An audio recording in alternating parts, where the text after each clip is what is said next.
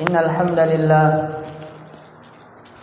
nahmaduhu wa nasta'inuhu wa nastaghfiruh wa na'udzu billahi min shururi anfusina wa sayyiati a'malina may yahdihillahu fala mudilla lahu wa may yudlil fala hadiya lahu wa ashhadu an la ilaha illallah wahdahu la syarika lahu وأشهد أن محمدا عبده ورسوله يا أيها الذين آمنوا اتقوا الله حق تقاته ولا تموتن إلا وأنتم مسلمون يا أيها الناس اتقوا ربكم الذي خلقكم من نفس واحدة وخلق منها زوجها وبث منهما رجالا كثيرا ونساء واتقوا الله الذي تساءلون به والأرحام إن الله كان عليكم رقيبا يا أيها الذين آمنوا اتقوا الله وقولوا قولا سديدا يصلح لكم أعمالكم ويغفر لكم ذنوبكم ومن يطع الله ورسوله فقد فاز فوزا عظيما أما بعد فإن أصدق الحديث كتاب الله وخير الهدي هدي محمد صلى الله عليه وسلم وشر الأمور محدثاتها فإن كل محدثة بدعة وكل بدعة ضلالة وكل ضلالة في النار أيها الناس rahimani wa rahimakumullah. Datang di dalam Sunan At-Tirmidzi dari hadis Abdullah ibn Mughaffal radhiyallahu taala anhu. Beliau pernah mendengar Nabi alaihi salatu wassalam berkhutbah. Beliau mengatakan, "Laula annal kilaba ummatun minal umam la amartu biqatliha." Seandainya anjing bukanlah umat dari umat yang ada, niscaya aku akan memerintahkan untuk membunuhnya. Faqtulu minha kulla aswada bahim. Lalu beliau mengatakan, bunuhlah dari setiap anjing yang berwarna hitam pekat.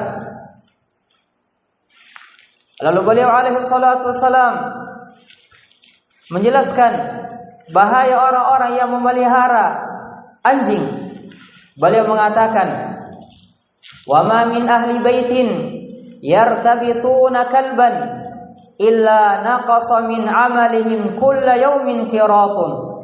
Tidaklah suatu rumah memelihara, mengikat dan memiliki anjing, melainkan akan berkurang dari amalannya setiap hari sebesar qirat. Lalu beliau alaihi salatu wasalam mengatakan, illa kalba sayd au kalba harth au kalba ghanam. Kecuali seseorang yang memelihara anjing yang digunakan untuk berburu, ataukah anjing yang digunakan untuk menjaga kebun, ladang, atau yang semisalnya, au kalba ghanam, ataukah anjing yang dijaga, yang digunakan untuk menjaga hewan ternaknya. Inilah hadis ikhwani fiddin yang menjelaskan tentang larangan dan bahaya memelihara anjing selain dari apa yang telah dikecualikan oleh Rasulullah sallallahu alaihi wa ala alihi wasallam. Di dalam hadis tersebut Nabi sallallahu alaihi wasallam memerintahkan kita untuk membunuh anjing yang berwarna hitam gelap. Dalam riwayat yang lain, beliau alaihi salatu wasallam mengatakan, "Alaikum bil aswadil bahim dzin nuqtatain." Hendaklah kalian membunuh anjing yang berwarna hitam gelap, hitam polos, yang ada pada kedua matanya, ataukah ada titik berwarna putih di atas kedua matanya. Fa innahu syaitan, dikarenakan anjing tersebut adalah syaitan. Para ulama kita menjelaskan bahwasanya maksud dari hadis tersebut, Nabi sallallahu alaihi wasallam memerintahkan untuk membunuh setiap anjing yang berwarna hitam, dikarenakan anjing yang berwarna hitam sangat besar mudaratnya dan bahayanya dan kurang manfaatnya, sehingga beliau menyamakan anjing tersebut dengan syaitan. Kemudian yang kedua di antara anjing yang diperintahkan untuk dibunuh adalah al-kalbul aqur, anjing yang menyerang, anjing yang menyakiti, yang menggigit dan yang lainnya. Juga masuk di dalam hal ini ikhwani fiddin, yaitu anjing gila. Oleh karena itu dalam hadis muttafaqun alaih, Nabi sallallahu alaihi wasallam mengatakan, khamsu fawasik, ada 5 binatang yang sangat merusak.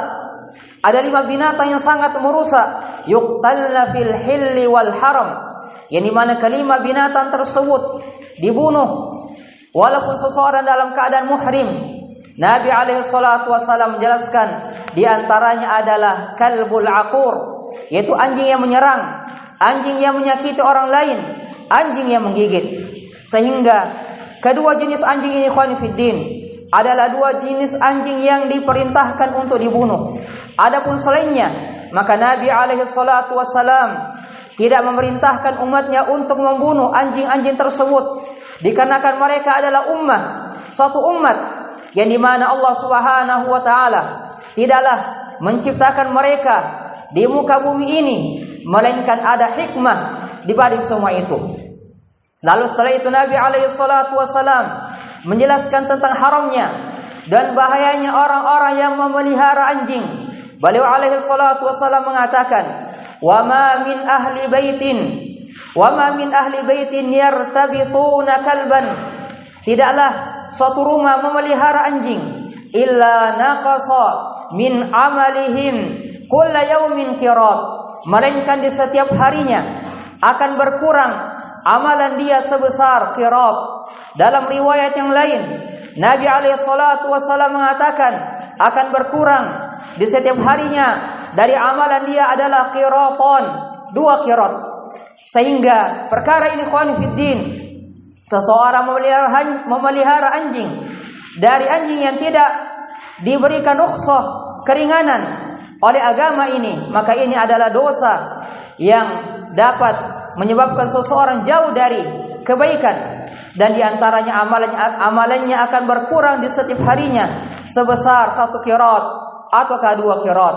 Lalu setelah itu beliau alaihi salatu wassalam memberikan pengecualian. Ada 3 jenis anjing yang boleh untuk dipelihara. Yang pertama kata beliau alaihi salatu wassalam, illa kalba sayd, itu anjing yang digunakan untuk berburu, dikarenakan hasil buruan dari anjing yang telah terlatih, yang telah diajari cara untuk berburu, maka hasil dari tangkapannya tersebut tatkala seseorang melepaskannya dengan mengucapkan bismillah, maka hasil dari buruan anjing tersebut halal untuk dimakan. Allah Subhanahu wa taala mengatakan di dalam Al-Qur'anul Karim, qul uhilla lakum at-thayyibat, katakanlah wahai Rasulullah, telah dihalalkan kepada kalian perkara-perkara yang baik.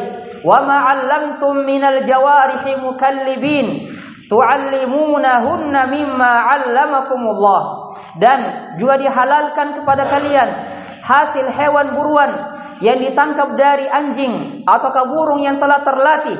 Fakulu mimma amsakna 'alaikum wadhkuru smallahi 'alaih, kata Allah Subhanahu wa taala, makanlah dari apa yang ditangkap oleh hewan yang telah terlatih tersebut setelah kalian menyebutkan nama Allah. Sehingga yang pertama yang boleh untuk seseorang memilikinya adalah kalbu sayd. Kemudian yang kedua adalah kalbu harb, anjing yang digunakan untuk menjaga suatu kebun, ladang, tanaman, ya, dari gangguan hewan-hewan yang lainnya.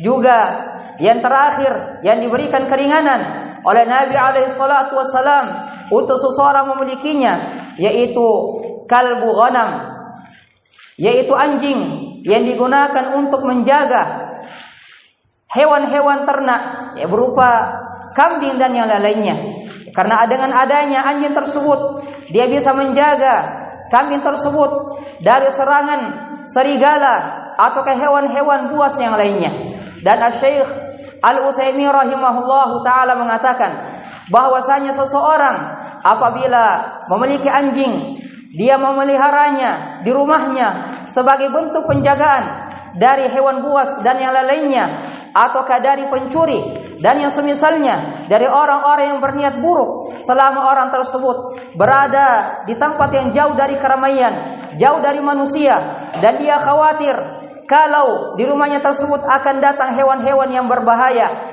ataukah ada orang-orang yang ingin berbuat buruk kepadanya, maka pada kondisi seperti ini, ikhwani fiddin, seseorang diperbolehkan untuk memelihara anjing, dikarenakan penjagaan terhadap jiwa, penjagaan terhadap kehormatan, penjagaan terhadap keluarga tentunya jauh lebih besar daripada penjagaan terhadap harta, terhadap kebun seseorang, hewan seseorang dan yang lainnya.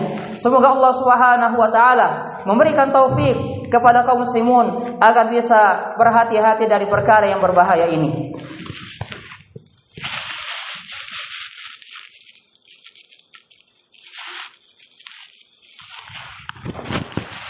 Alhamdulillah hamdan katsiran thayyiban mubarakan fihi kama yuhibbu rabbuna wa yardah.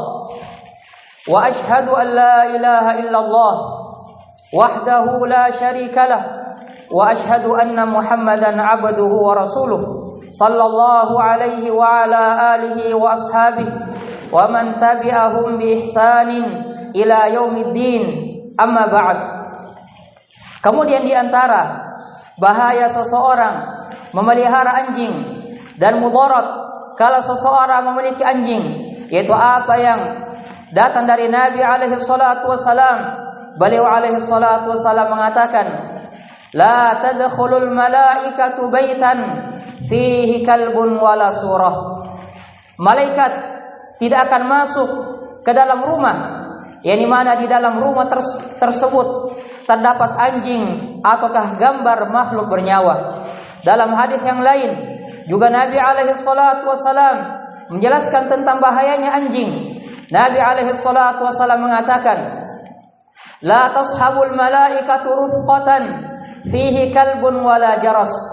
Malaikat tidak akan menyertai suatu perkumpulan yang dimana ada padanya anjing ataukah nyanyian. Sehingga para ulama kita menjelaskan bahwasanya malaikat yang tidak akan masuk di dalam rumah yang ada padanya anjing ataukah ada padanya gambar makhluk bernyawa, yaitu malaikat yang membawa rahmat dari Allah Subhanahu wa taala. Sehingga alangkah meruginya seseorang ya tatkala malaikat rahmat tidak masuk ke dalam rumahnya ataukah tidak menyertai perkumpulannya dikarenakan ada padanya anjing yang telah diharamkan untuk dipelihara. Adapun malaikat al-hafadhah, malaikat yang mencatat amalan seseorang dimanapun dia berada, walaupun ada di sisinya anjing yang diharamkan, maka malaikat tersebut akan terus menerus menyertai dia, mencatat segala apa yang dilakukan, apa yang dia ucapkan. Allah Subhanahu wa taala mengatakan, wa inna 'alaikum lahafizin kiraman katibin ya'lamuna ma taf'alun. Juga Allah Subhanahu wa taala mengatakan, ma yalfidhu min qaul illa ladaihi raqibun atid. As'alullah azza wa jal an yuwaffiqana lima yuhibbu wa yardah. Walhamdulillahi rabbil alamin.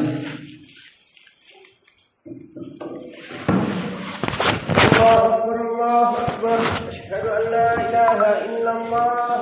Asyhadu anna Muhammadan